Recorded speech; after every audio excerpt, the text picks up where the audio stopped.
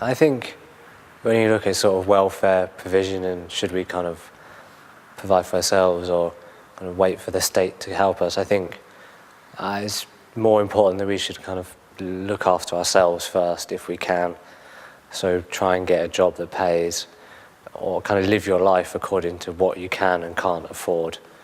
And then if the state is there to help you when things go wrong, if you suffer sickness, or like if you're a child and you lose your family and your parents, or when you get older especially, I think, yeah, there should be some welfare for you. But I think the way we pay for it and everything has to change. I think we're only getting older, and we need to kind of rethink how we actually pay for the welfare.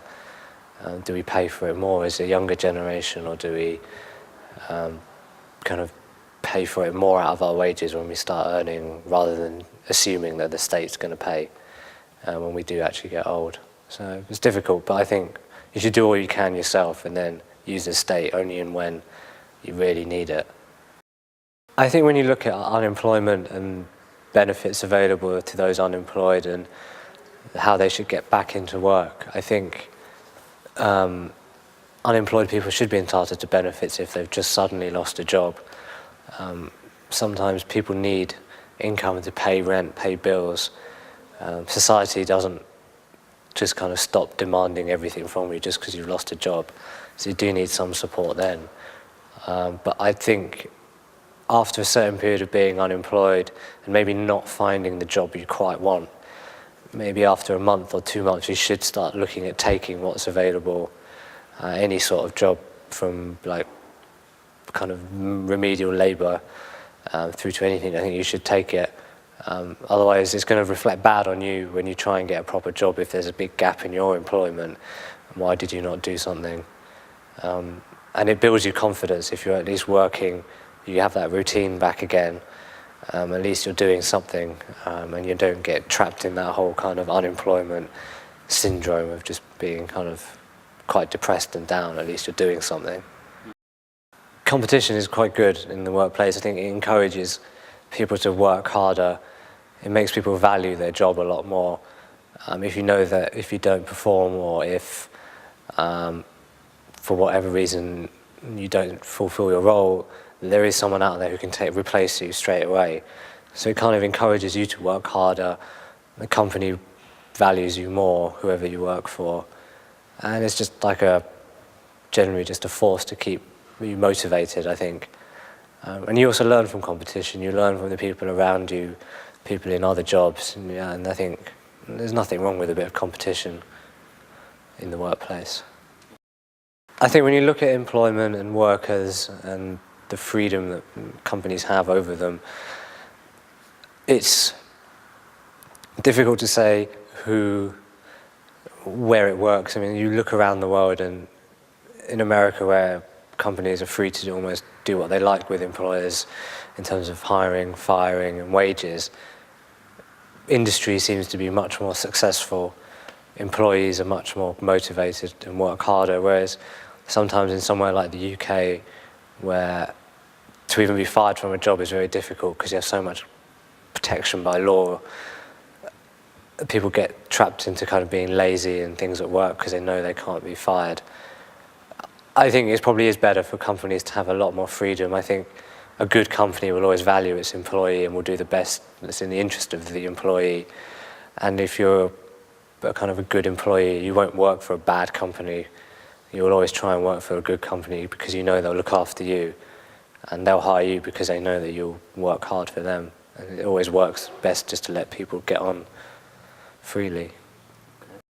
I don't think you can say that income should be more equal. I think you start going into realms of communism and socialism and forms of society that have proved never to work. But I think there are other ways to incentivize people than just throwing money at them. And it depends what job you're doing and what kind of person you are. Like for instance, money is not the greatest motivator to me. And I know there's a lot of other people out there like that. But I think in order to kind of make life a lot more equal for people, taxes should be higher for those earning more, or people who earn a lot more should have to participate more in communities or be responsible for a lot more things just because they're wealthy, they're knowledgeable. You don't just earn money like that, you earn it because you have some skill or talent, and they should be able to share that for free with those who can't gain access to it. So there's a lot more to things than just quantifying it via money, I think. When you look at kind of private ownership of industry or kind of state-run, government-run industry, I think the best example is probably the UK, which used to be a lot of industry was government-run and now is run by private firms. And it is better, I think. The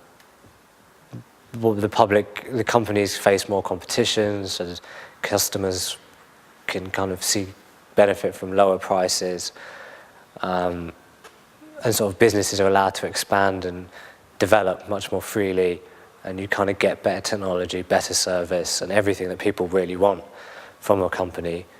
But at the same time, there does have to be some sort of regulation. A company cannot just be allowed to run within its own rules. There has to be some boundaries. So maybe the best is some kind of half and half way. Company runs itself, but the government still regulates it, which does happen a lot in the UK. Companies are regulated, and it does seem to work, I think. Yeah. I think people who are in need or in receipt of kind of government support or just general support are there because of the flaws in society today. The modern society, in order to progress, someone has to be left behind. It's not necessarily the view I share, but it's the culture that we have in the developed world, or even in all countries now. And in order to progress, you have to leave some people behind. You can relate it to survival of the fittest, and now survival is defined by money and income and wealth. So in this country, yeah, it probably is seen like that.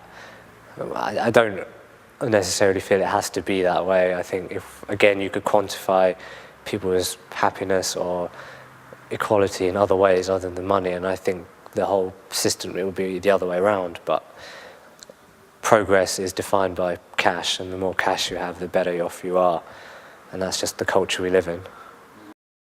I think the second most important is probably luck. I think you do make a lot of your progress is made by luck. And sometimes when you are in need, it is because something has happened. There's nothing to do with you. Pure wrong place, wrong time. When you look at now, the recession, a lot of the people who are losing jobs or unable to find jobs, they weren't the people who created that, but just unluckiness has caused them to lose their jobs or find themselves in difficulty. And you could just track that all the way through any sort of issues. And especially like health, if you fall ill, it's not your fault, it just happens. And it's the luck of what family you're brought into. If you're born into quite a well-off family, you'll probably be fine. But if you're born in a poor family, it's very difficult to progress. And it's just luck and chance. Yeah.